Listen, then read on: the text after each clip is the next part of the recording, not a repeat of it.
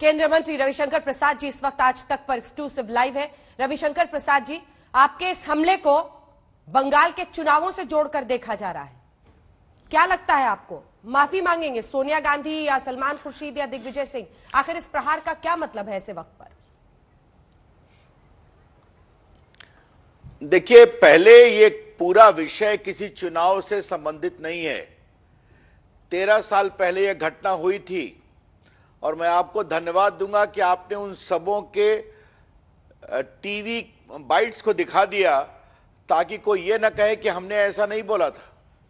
और हमारी ममता जी ने 17 अक्टूबर 2008 को बाकायदे जामिया नगर में एक रैली में कहा था कि ये फेक इनकाउंटर है और अगर गलत साबित हुआ तो मैं पॉलिटिक्स छोड़ दूंगी।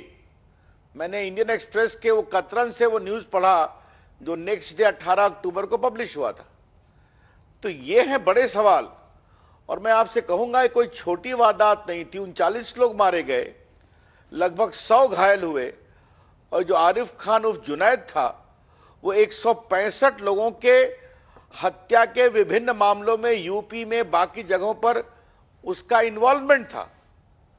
और उसको लेकर देश के आतंकवाद के चुनौती पर इस तरह की बात की गई, कोई आंसू बहा रहा है, कोई इसको फेक कह रहा है।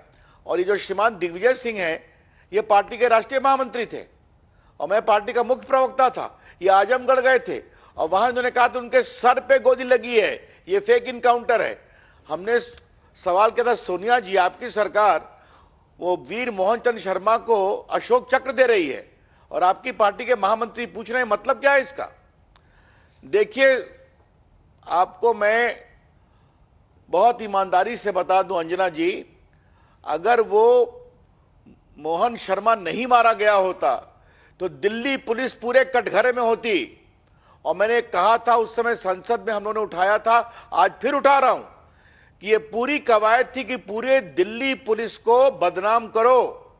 और इसका असर हुआ, जो मैंने कहा था, उनको आतंकवाद के खिलाफ कार्रवाई में उनका मनोबल कमजोर हुआ था।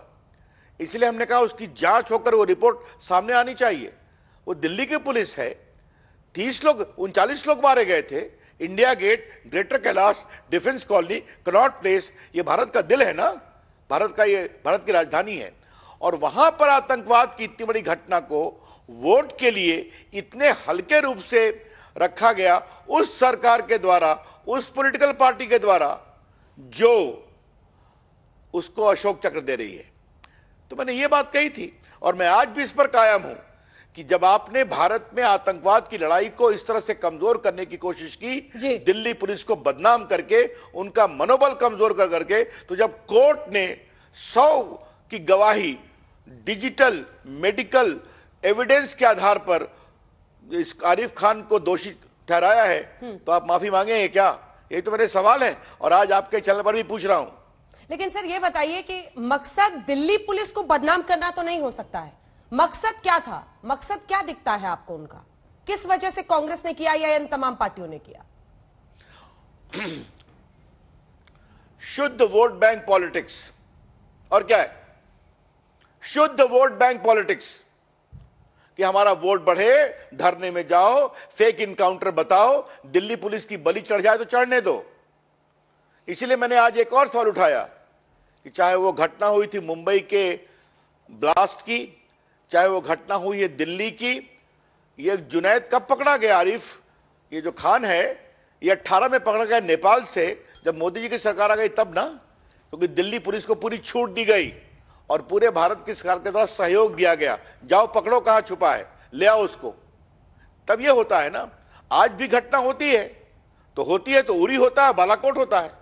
तो घटना करने वालों को मालूम है कि उनको इसका जवाब देना पड़ेगा और सजा भी मिलेगी। तब होती है क्षमा शोभती उस भुजंग को अंजना जिसके पास गरल हो। और उस समय दिल्ली पुलिस के आतंकवाद के खिलाफ लड़ाई में उनके मनोबल को कमजोर किया गया। आप पूरे इनकाउंटर को फेक बता रहे हैं जिसमें एक बहादुर पुलिस का अफसर मारा गया और 2 घायल हुए। आप मुझे ये बताइए। और कौन सी सिर्फ ये बात, आप जरा हमें यह बताइए कि पहले जब लोग जाते हैं जेएनयू में और टुकड़े टुकड़े गैंग के साथ खड़े होते हैं और याकूब मेमन और अफजल गुरु के पूरे फांसी पर क्या क्या राजनीति की गई थी, मुझे आपको बताने की जरूरत है क्या? आप जाइए अपने आज तक के पुराने बाइट्स को और सारे विजुअल्स को निकालिए, आपको सारी बातें सामने आ जाएंगी। तो जब भी आतंकवाद के खिलाफ कोई सघन कार्रवाई हुई, फांसी हुई, सजा हुई, तो हमेशा पुलिस वाले, इन्वेस्टिगेशन वाले शक के दायरे में आते हैं।